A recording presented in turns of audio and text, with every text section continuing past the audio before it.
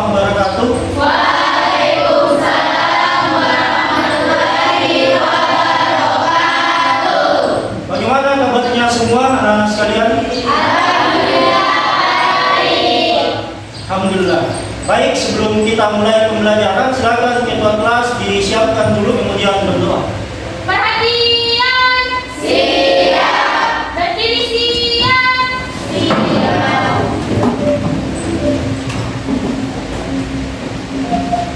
Beri salam. Assalamualaikum warahmatullahi wabarakatuh. Waalaikumsalam warahmatullahi wabarakatuh. Duduk siap. Sebelum kita belajar, marilah kita membaca doa. Doa dimulai. Doa selesai. Aisyah Al-Umairah, Andi Muhammad Al-Hidayat, Andi Naila, Akram, Adel Dimas. Kita dinaikkan dulu Al-Qurannya semua.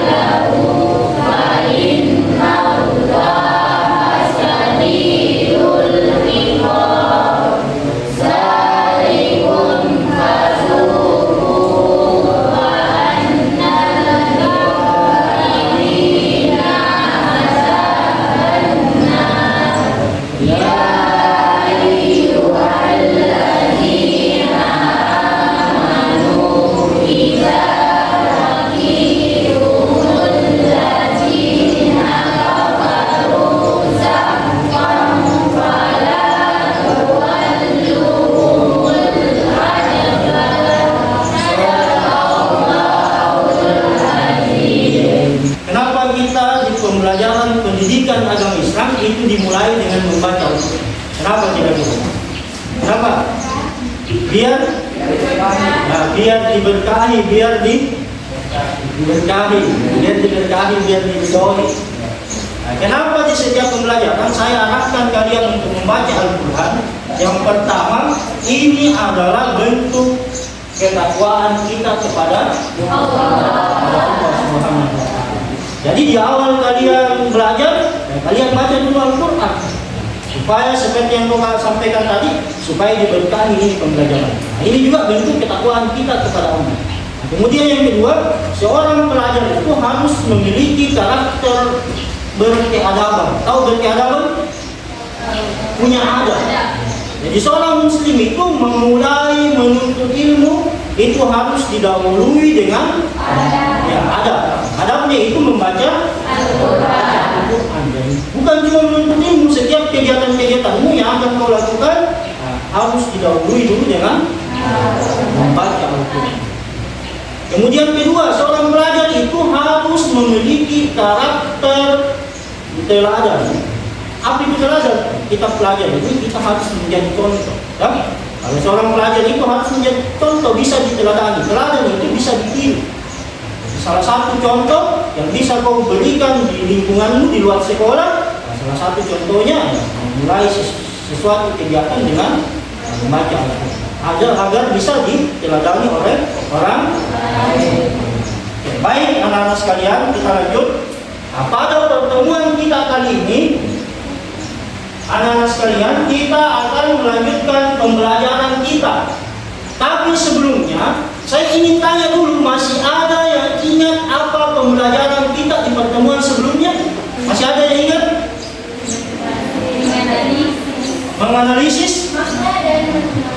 Menganalisis makna dari meraih kesuksesan dengan kompetisi dalam kebaikan dan etos kerja. Ya, makna apa yang kita analisis? Quran surat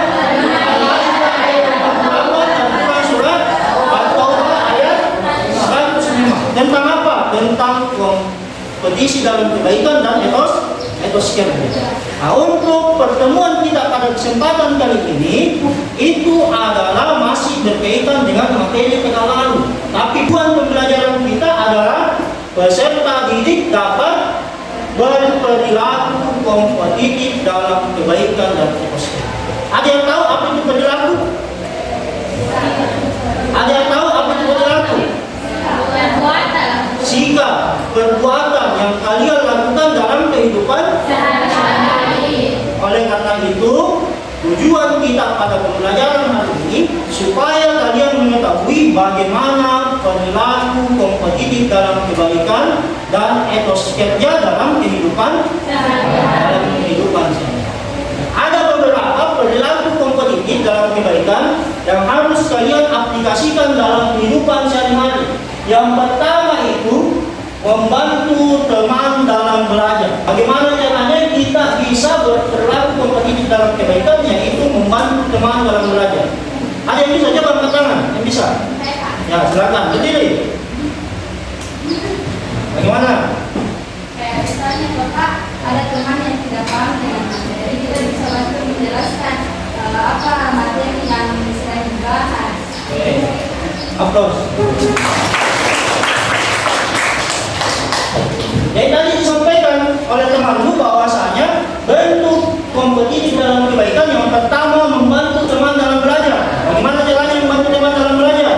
Ya, kalau ada teman yang kesulitan, ya dibantu untuk memahami pembelajaran. Yang kedua, tanggung jawab dalam pekerjaan. Oke, bagaimana contohnya tanggung jawab dalam pekerjaan?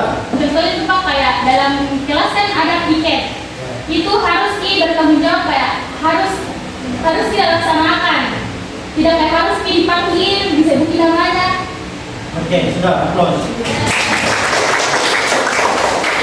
Selanjutnya, perhatikan. Nah, perhatikan poster berikut. Selamat ya. Apa rahasia kesuksesan saudara? Persiapan saya cukup waktu, selalu berdoa dan restu orang tua, guru serta sahabat. Kemudian lanjut, lomba inovasi pemanfaatan teknologi digital tingkat nasional. Kami bangga. Ini proses apa ini? Proses menuju kesuksesan. Ya. Butuh apa? Kerja keras. Butuh kerja keras. Oke, lanjut. Selanjutnya perhatikan video berikut.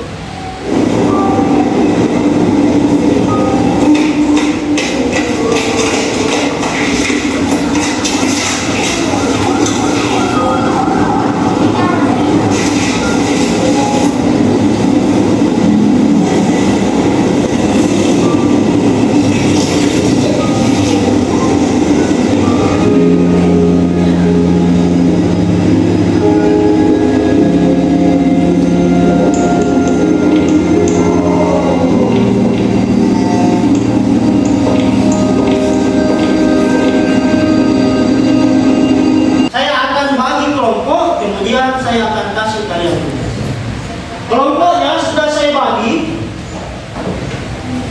Jadi sudah saya bagi sesuai dengan hasil asesmen kita di awal semester. Yang pertama untuk kelompok 1, di sini nanti kelompok 1, kelompok 2, kelompok 3, 4, 5, 6. Jadi silakan dengarkan namanya dan langsung berkumpul sesuai kelompok. Untuk kelompok 1 Aisyah Al-Humairah. Mana? Isnawati. Untuk kelompok 6 Husnia Muhammad Fadil, Reski Islamia. Bagi kelompok 1, 2, 3, 4, 5, 6. Dan sebelum kita lanjut, kalian mendiskusikan LKPD itu, kemudian dituangkan jawabannya ke LKPD. Perhatikan dulu, ada 3 macam LKPD yang saya bagikan. Untuk kelompok 1 dan kelompok 4 itu sama LKPD-nya. Nah, perhatikan tentang poster. Jadi silakan diperhatikan poster itu, kemudian didiskusikan. Setelah itu dituangkan pesan moral yang terdapat dalam poster itu. Apa yang bisa kalian pelajari? Oke, lanjut. Untuk kelompok 2 dengan kelompok 5 ada video. Dan perhatikan video berikut. Ada di LKPD, ada linknya. Kemudian apa yang kalian lakukan? Kalian cari hikmah yang terkandung di dalam video itu. Apa yang bisa kalian dapatkan, pelajaran atau hikmahnya, kemudian kalian tulis di LKPD. Kemudian lanjut. Nah, untuk kelompok 3 dan kelompok 6. Untuk kelompok 3 dan kelompok 6 berbeda dari yang lain. Kelompok 3 dan kelompok 6 ada di LKPD. Kalian akan mencari kata-kata motivasi tentang materi kita, kompetitif dalam kebaikan dan etos kerja. Nah, kemudian kalian tulis. Jadi satu orang satu stick note. Tulis kata-kata penyemangat atau motivasi seperti contoh ini. Oke? Kalian warna kuning, bagi kembalikan sisanya. Ini warna hijau. Ada pertanyaan sebelum kita mulai? Ya, silakan. Jadi Pak, nama kelompoknya di sini ditulis. Ya, ditulis nama kelompok di depan, kemudian lembar selanjutnya diisi jawabannya. Oke, aman? Nah, silakan dikerjakan.